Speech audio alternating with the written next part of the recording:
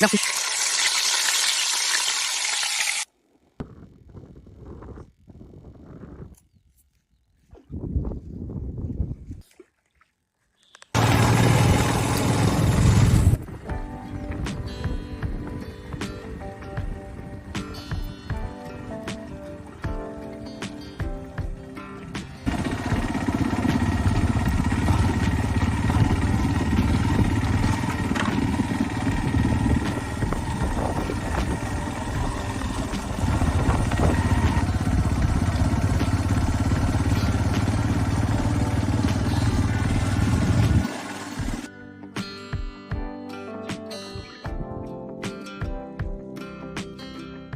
Nous avons déjà préparé le petit sabalo que j'ai trouvé lors de ma dernière pêche.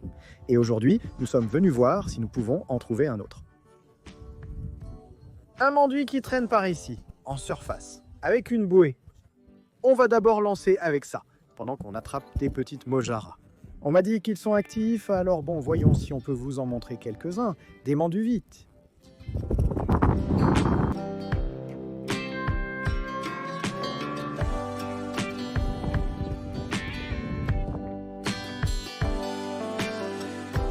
On a beaucoup de vent de face, on n'a pas d'abri. Ce qu'il y a là, c'est le bras mort de la rivière.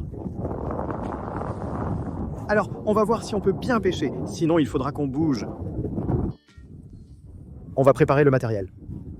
Pour le pégérer, on va aussi utiliser les flotteurs à pêche, mais dans ce cas, évidemment, pour chercher. Je le laisse partir. Regardez, celui-ci qui était là est au fond avec un petit sabalo et il est en train de mordre. Les flotteurs, pour l'instant rien, donc bon. Une fois que j'aurai monté celle-ci, on commence à pêcher à la mouche, qui est l'appât par excellence pour ce type de pêche. Et on démarre à fond. Voyons cette canne, si quelque chose mord ou s'il y a quelque chose.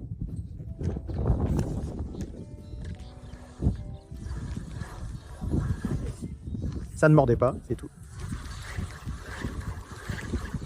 Regardez comme ça a tiré fort, c'est pour ça que je l'ai attrapé. Je ne sais pas ce qui arrive à cette rivière, elle est vraiment dure.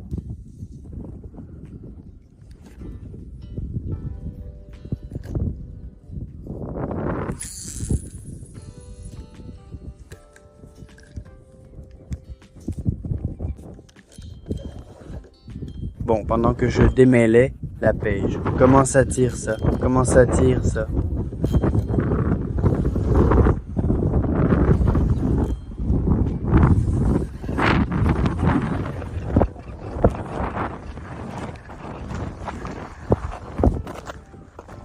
Je crois que c'est un bon mancholo vu comment ça tire.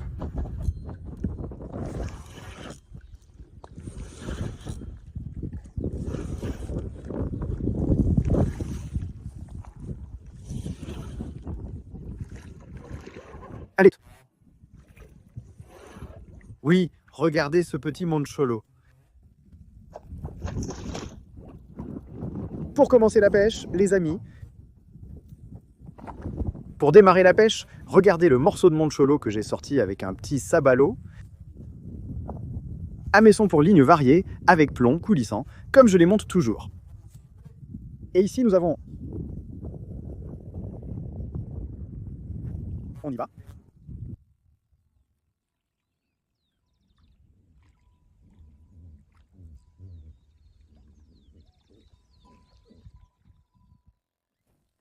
On va enlever le piège. J'espère qu'il y aura des mojaras parce que le fleuve a monté avec la pluie, l'eau est entrée. C'est pour ça qu'il y a de la prise. Et parfois, quand c'est comme ça, ils vont dans les endroits où il y a peu d'eau.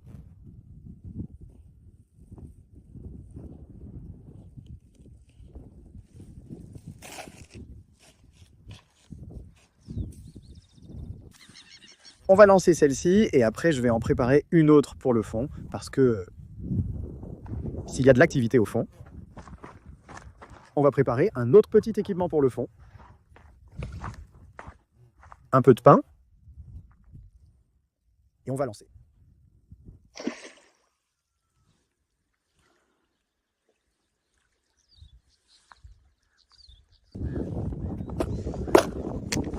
Nous allons utiliser Bon, nous n'avons pas de plomb traversant, nous n'aurons pas d'autre choix que d'utiliser celui-ci. Je les ai tous perdus et celui-ci est très petit.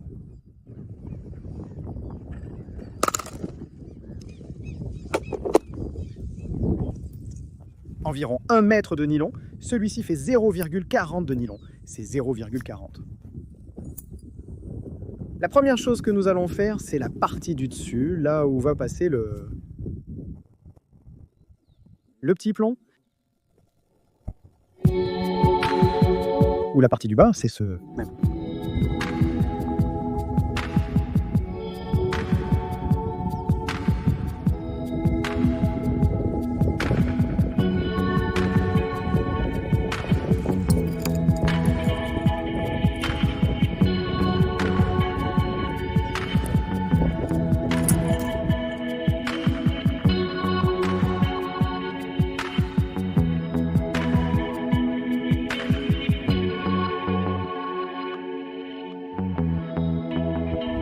Et à l'autre extrémité, c'est là que vous allez mettre l'hameçon.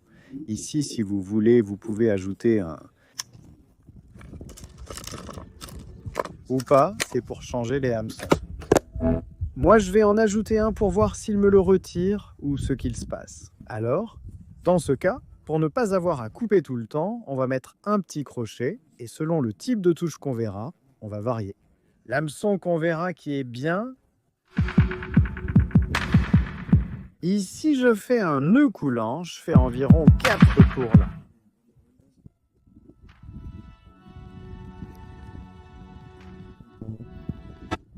Ensuite, venons là, vous coupez l'excédent en laissant toujours un petit bout, hein, comme ça, ce serait bon. Maintenant, il faudrait chercher l'hameçon. Merci.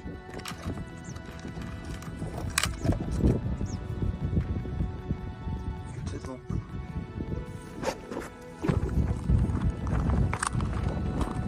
Regardez les petits bijoux qu'il y a. Là, on l'attrape, on a de l'appât.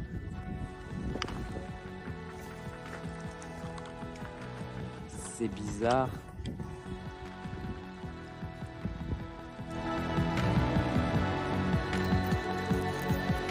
Elles sont dans un état douteux, mais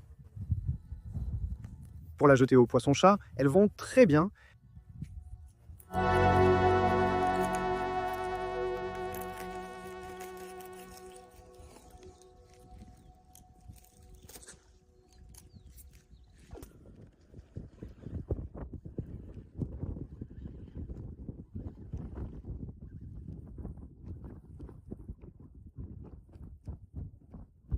Un petit poisson jaune, voyons, ou un petit poisson avec pointu.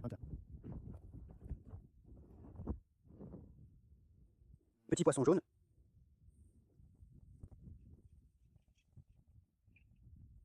Celui-ci a mordu avec du foie et avec du cœur.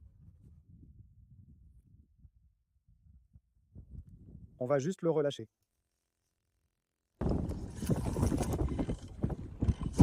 Je crois qu'il y a quelque chose qui vient, mais ça ne mord pas, mec. Oui, voir. Regardez, voici comment les abalitos sont restés. Ce sont les ventres du thon grill. Ils sont petits, parce que ce sont les abalitos. Comme ça,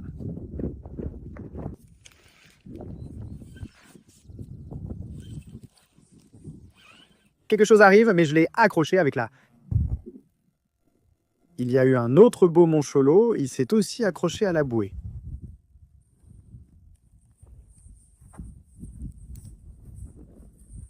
Bon, l'enregistrement va bouger un peu. Mais je dois descendre.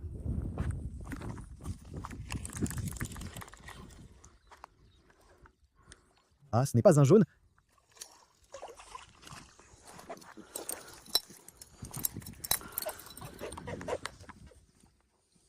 Quel joli jaune, il reste accroché.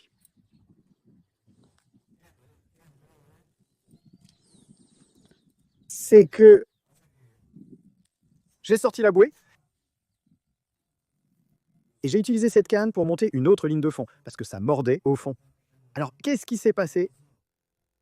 La double bouée, je l'ai mise sur la canne à pêche et j'ai lancé assez loin, mais le vent l'a finalement ramené juste ici à côté.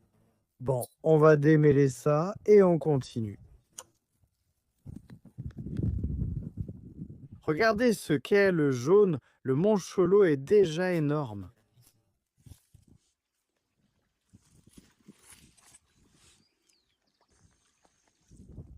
Bon, là, je suis en train de lancer avec le sabre ce que j'ai trouvé avec du foie et du cœur qui restait de la dernière pêche. Nous avons 2 lignes de fond ici, une pour juste à côté et la bouée là-haut. Alors voilà, j'ai laissé les poissons-chats ici pour qu'ils restent bien frais. Parce que regardez-moi ça. Le piège à Mojara est occupé. Voyons s'il y a quelque chose.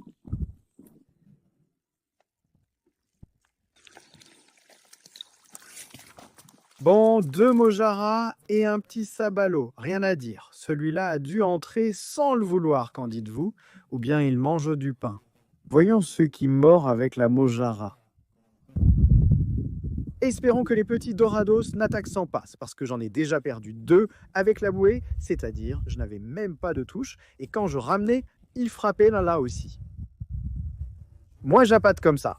Quand je veux attraper un poisson-chat ou autre chose, la plupart du temps, les monchols ou les jaunes de bonne taille les attaquent.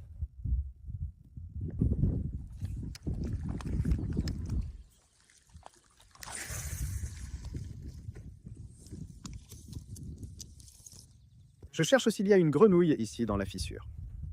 Évidemment, je fais attention parce que avec toute la pluie qu'il y a eu par ici, il y a plein de petites bêtes qui traînent. Et elles restent ici dans les petites entrées qui se trouvent sur la berge. Mais pour l'instant, on n'en voit aucune. Ici, il y a un petit oiseau, vous voyez. Bonjour, Sabot.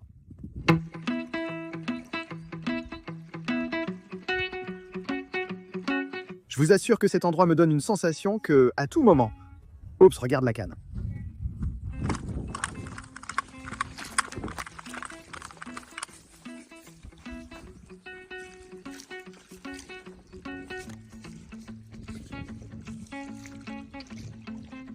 Je lui disais justement que j'ai l'impression qu'à tout moment, il peut y avoir des touches. Je ne sais pas si ça vous arrive dans certains endroits. Je m'apprêtais justement à vous dire ça et j'ai regardé la canne par terre.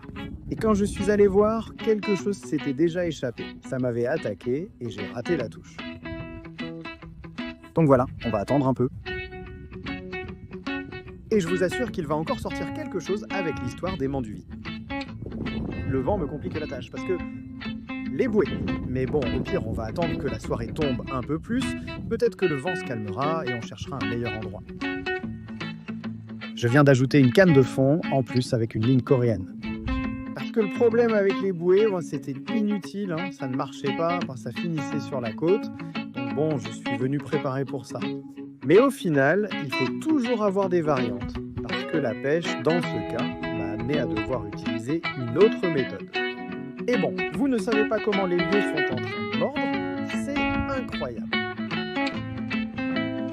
De ce rocher, je me suis retrouvé à nouveau par terre et j'ai changé l'hameçon parce que je me suis rendu compte qu'il était un peu vieux déjà. Alors je l'ai remplacé. On va voir. Maintenant, si ça mord, ça va donner une touche franche. Pile touche de l'agre et cette touche franche d'un coup. Alors on va voir si on peut vous montrer une touche en direct.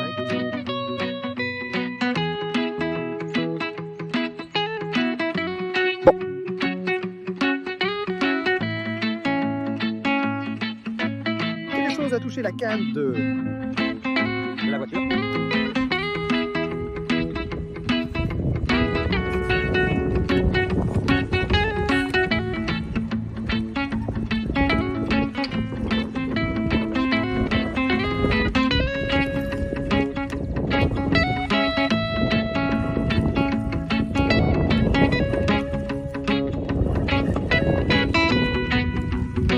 Je crois qu'il n'y a rien qui vient. Il y a quelque chose de petit qui arrive. Avec celle-ci, j'ai lancé bien loin ce qu'elle est. Regarde comment je tiens la canne. Et même le poisson-chat ne viendra pas.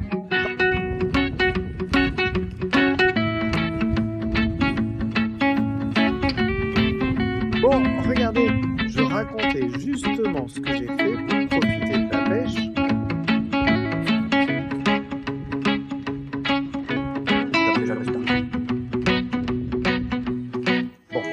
sur celle-ci. Mais un petit doré clair a sauté là-bas.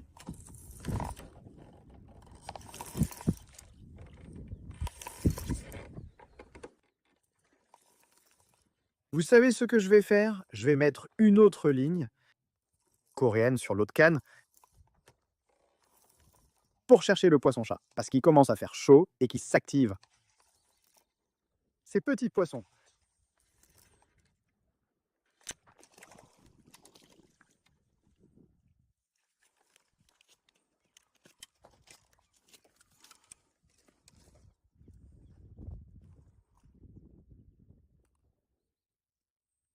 Celle-ci a dû être avec, je crois, avec mon jar.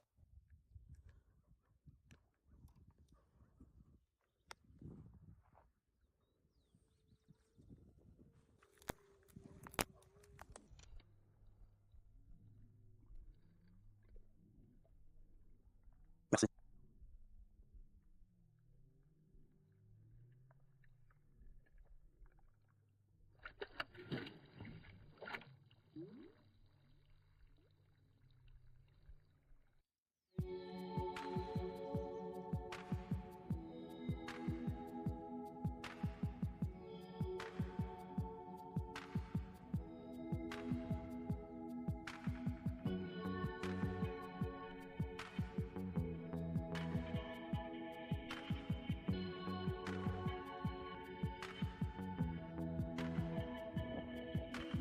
Là-bas, les gamins qui sont avec le voleur nous ont offert un petit poisson. Tout frais, alors on va l'utiliser comme appât.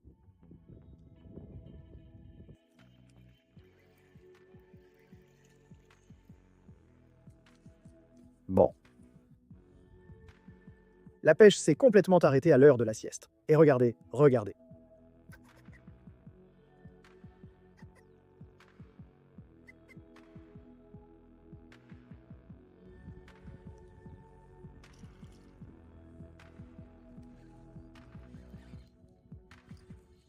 Le deuxième d'affilée.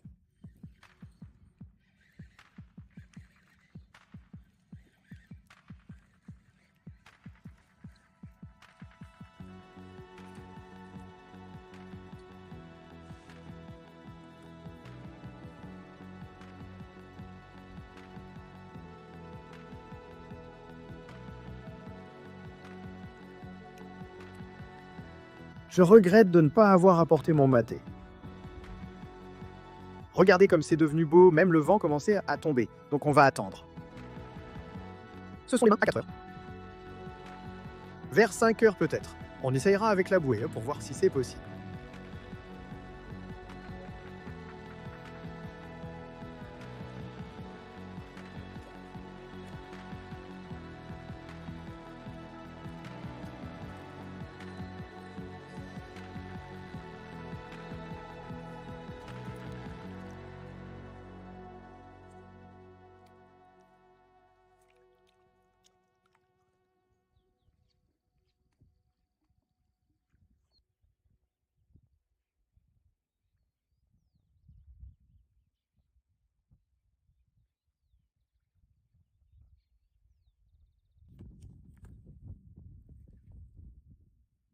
Bien, quelque chose ici? Non. Je le sais, à la façon dont il tire, il ne s'est pas détaché. Bon, je vous raconte, il m'avait lancé la canne à pêche. Et si vous faites attention après, ben, vous verrez. Quand j'ai tiré, la tension que ça m'a donné, donc c'était un beau poisson-chat. On va relancer et on va attendre. On va changer celle-ci de place parce qu'il y a beaucoup de bruit de ce côté et ces cannes-là n'ont plus mordu. Regardez, ça mord. Celle qui est de l'autre côté. Ça doit être à cause du bruit des plombs qui tombent des voleurs de poissons.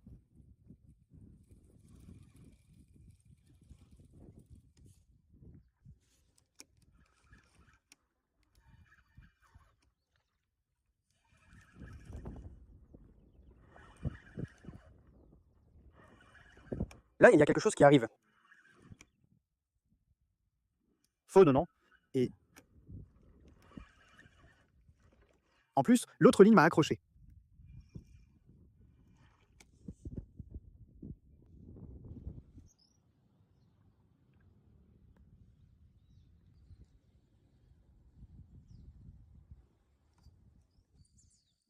Bon, nous sommes... Au deuxième jour de pêche, nous allons dans une zone où nous devons ramer environ.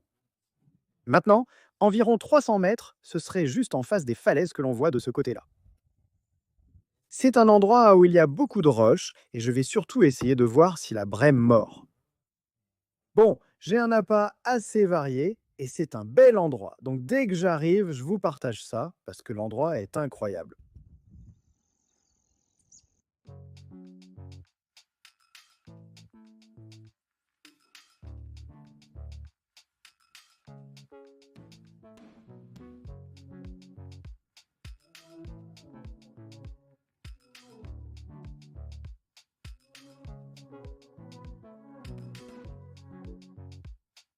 L'idée, c'est de pêcher dans toute cette zone, mais avant d'arriver, si je ne me trompe pas, je vois qu'il y a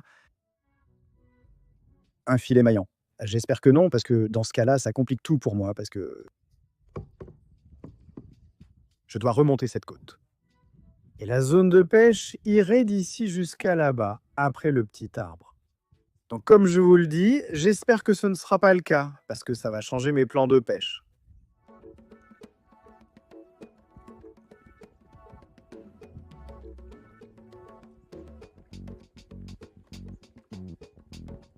Merci.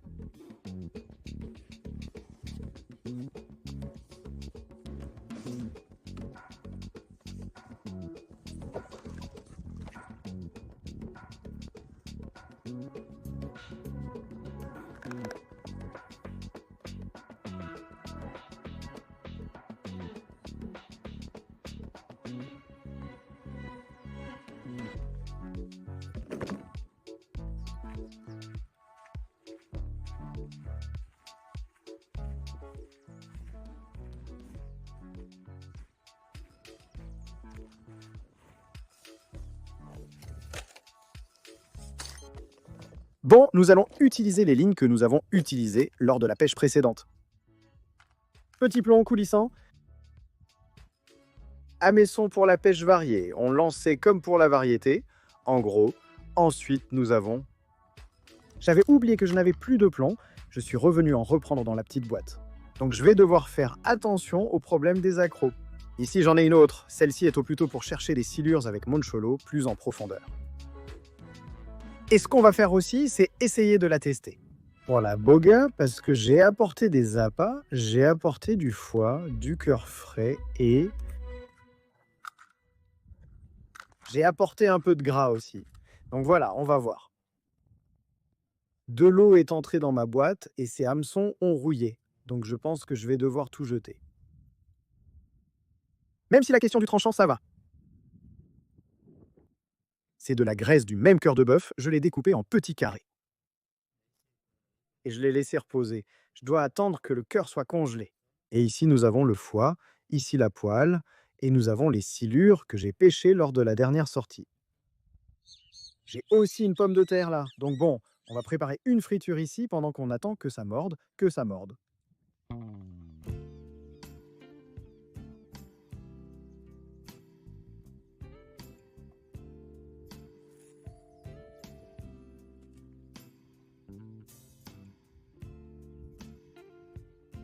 Merci.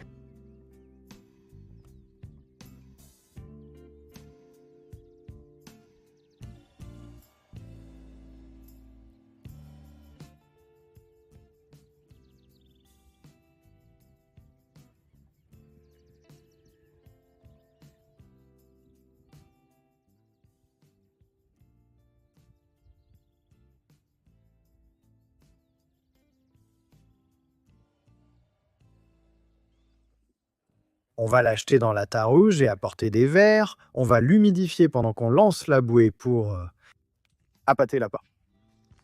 Je cherche juste où je peux lancer. Ici, c'est super haut. Allons-y. Si on peut descendre ici.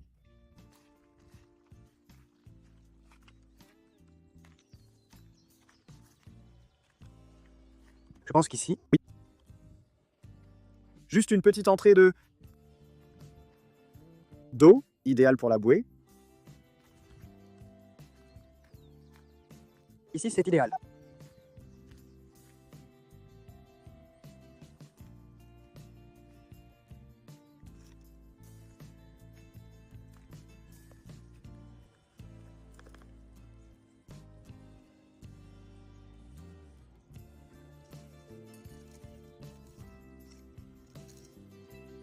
On va jeter juste ici, tout près, parce qu'on voit qu'il y en a. Au cas où ça se décroche, il y a de la marge pour que ça s'en mêle avec une branche ou quelque chose. Donc on va le laisser.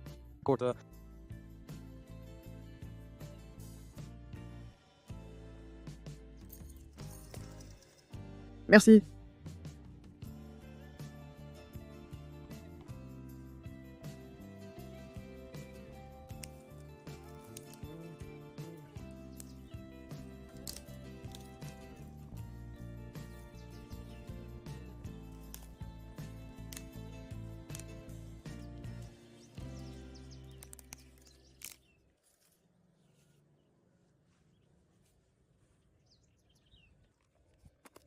Merci.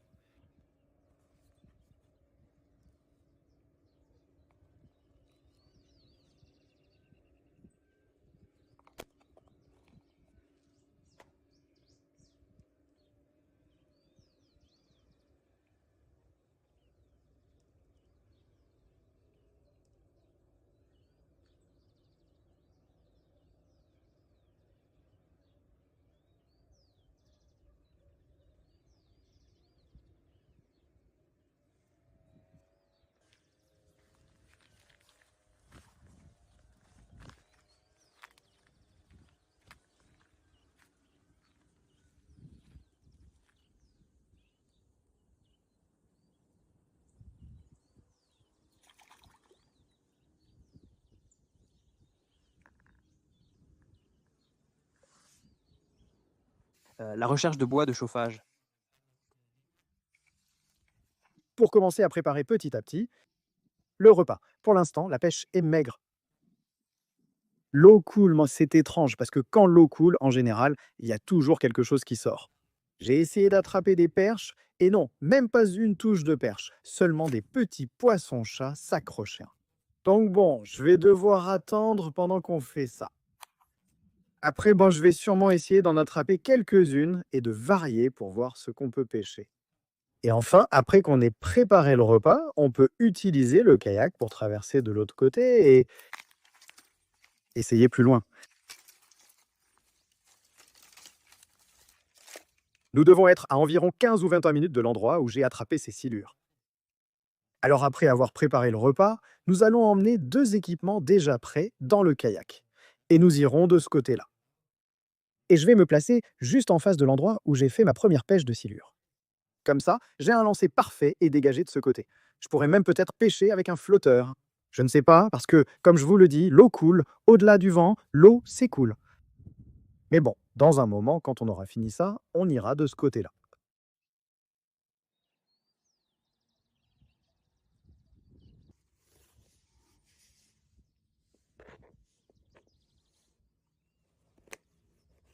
Merci.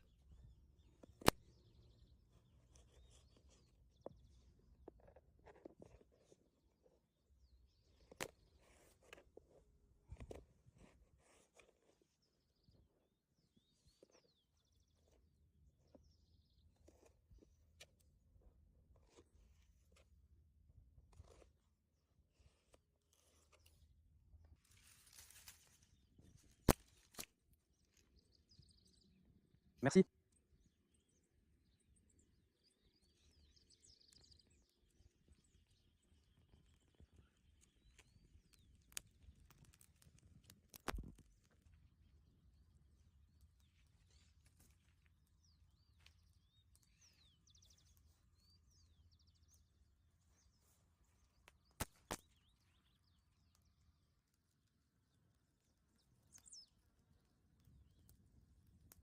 Merci.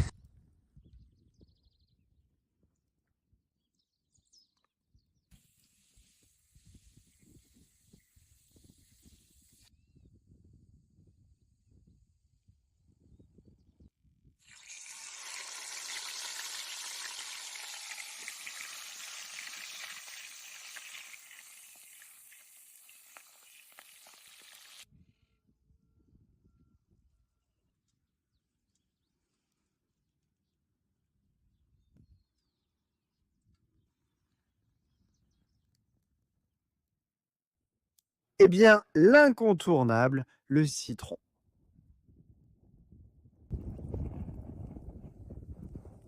Regardez comment sont restées les pommes de terre. Il y en avait beaucoup plus, mais je les ai mangées au fur et à mesure.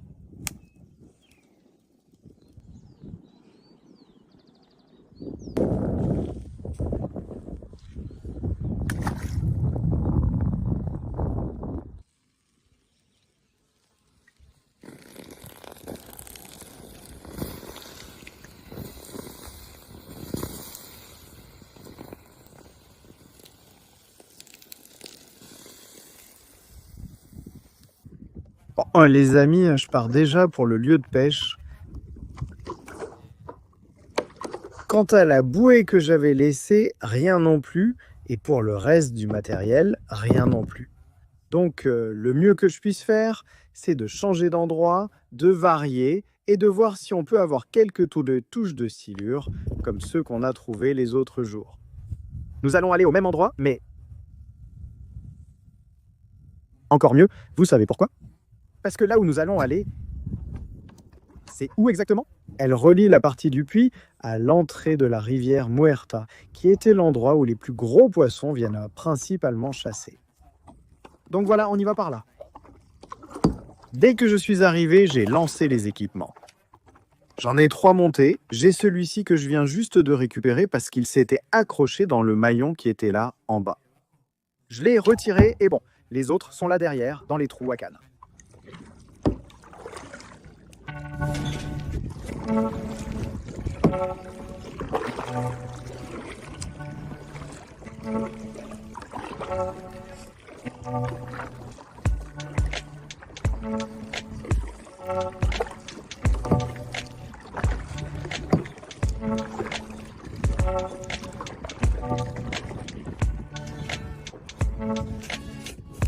Bon, on est arrivé sur place, on va commencer là.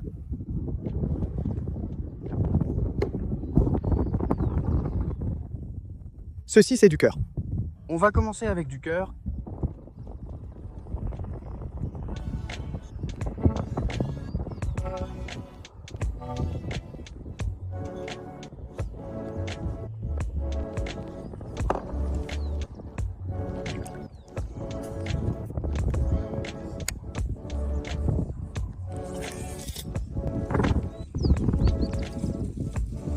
Nous sommes ici en train d'attendre.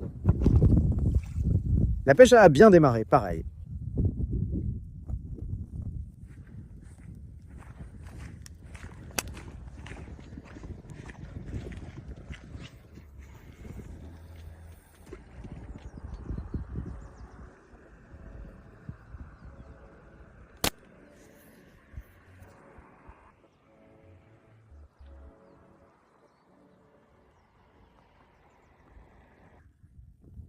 Bon, on a changé d'endroit parce que ça ne mordait pas. Donc, on va rester un moment ici à l'ombre. Et on va lancer quelques lignes. De ce côté que ça a l'air plutôt joli. Voyons si ça mord.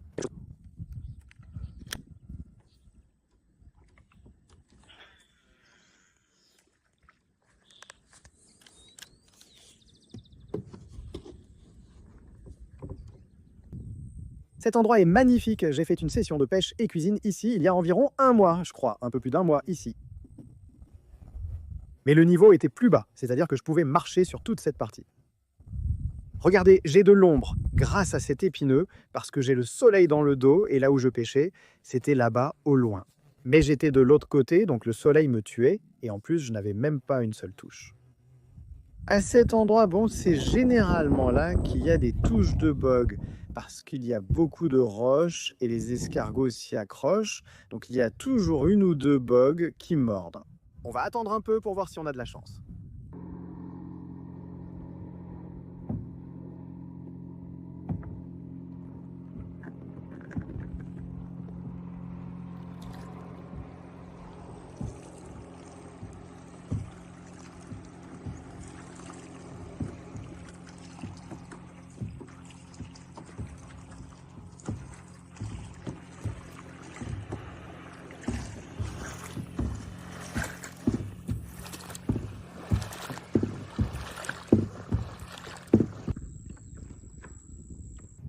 Bon, les amis, finalement, il ne s'est rien passé de plus.